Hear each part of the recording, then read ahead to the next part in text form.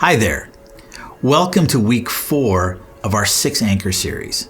I'm Pastor John, and I am glad they're able to join us once again. We've been studying storms and anchors in our lives, and how hope is one of the major anchors in our life. When we face storms, literal storms, an anchor keeps the ship pointed in the right direction, keeps it secure, keeps it from being swamped, and keeps it upright. In a harbor, an anchor keeps the ship from slowly drifting into the rocks and shoals, into other ships, into piers. And in our own life, hope does the same thing. Hope helps us in major storms, and it helps us when it's not so stormy, but when we're facing the danger of slowly drifting off course. We've come to understand that when the Bible talks about hope, it's not talking about wishful thinking. I hope I'm going to win the lottery kind of hope. But it's a secure hope, something that we're confident in, something that you can take to the bank. And we've also come to understand over the last few weeks that the ultimate value of hope is not how much hope you have, it's what you place your hope in. In my own life, funny little feature is growing up, although we had lots of different board games, we never had Monopoly. It's just something my family didn't own. And my friends didn't play Monopoly, and so I went many years without ever playing the game. Well, a few years ago, we just had the idea that, you know what, we should buy that game Monopoly and try it out. And so we gathered around the kitchen table, opened up the box, my wife, myself, my 12 and 10-year-old sons. We read the instructions together, and as we were reading how to play this game, I thought I had it figured out.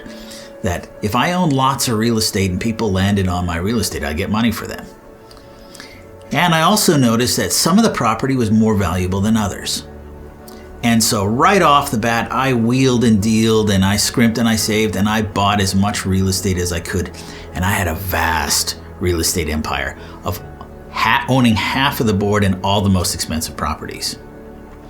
My 12-year-old son focused on a very small area on the board. My properties dwarfed his. When people would land in, it'd be $16 here, $18 there, $22 there. Just the money was flowing in.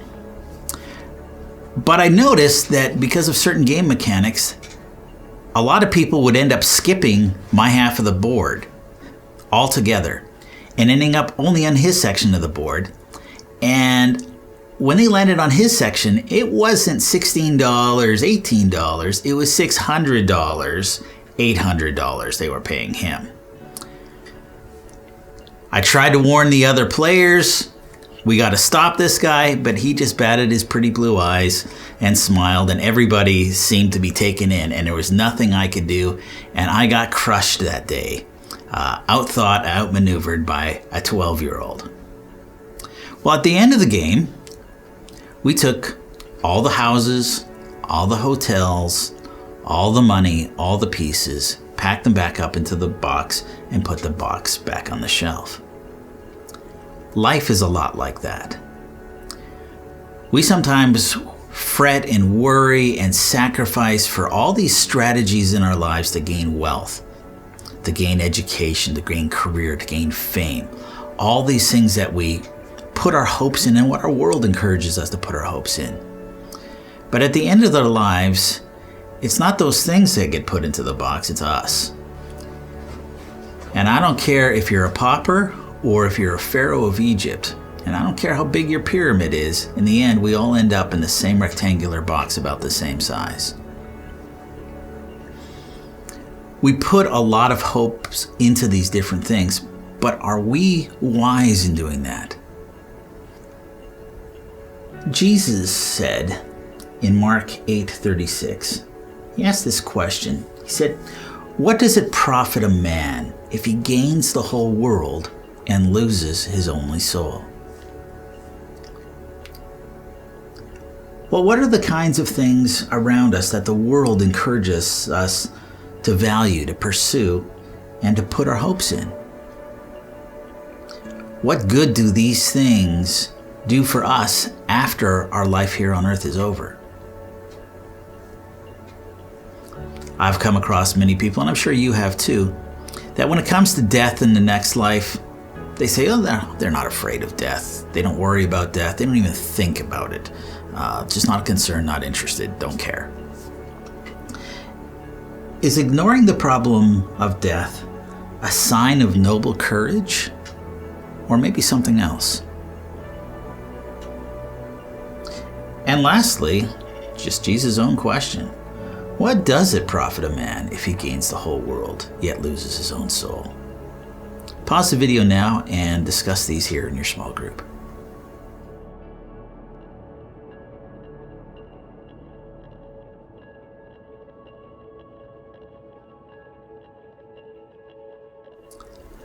I hope you guys had an insightful discussion.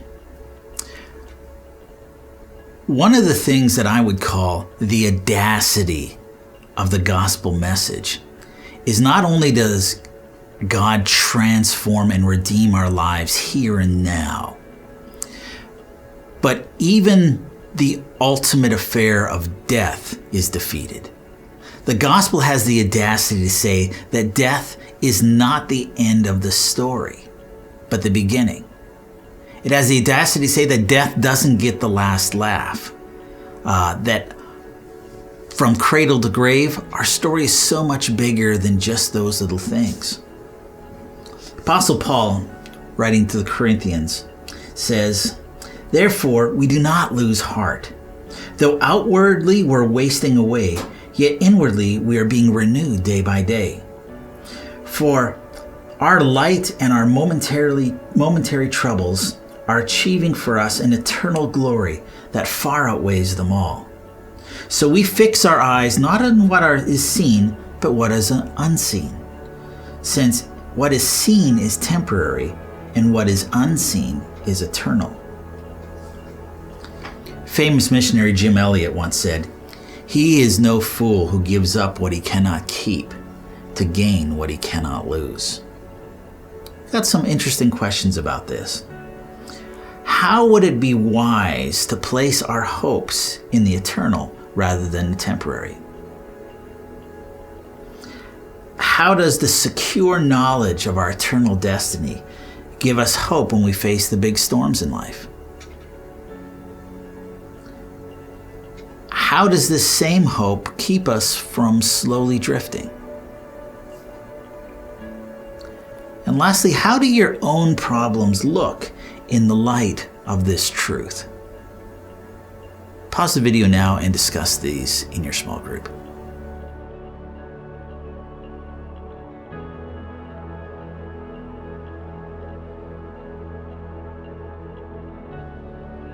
One of the great things that gives me hope is that God has promised that He will never leave us and never forsake us, and that nothing can separate us from His love. Neither heights nor depths, darkness, sickness, death itself, nothing can separate us from Him. There is nothing that can take us out of His hand. We have a secure and eternal hope in Him, and we have a secure and eternal future with Him. Thanks for coming out this week.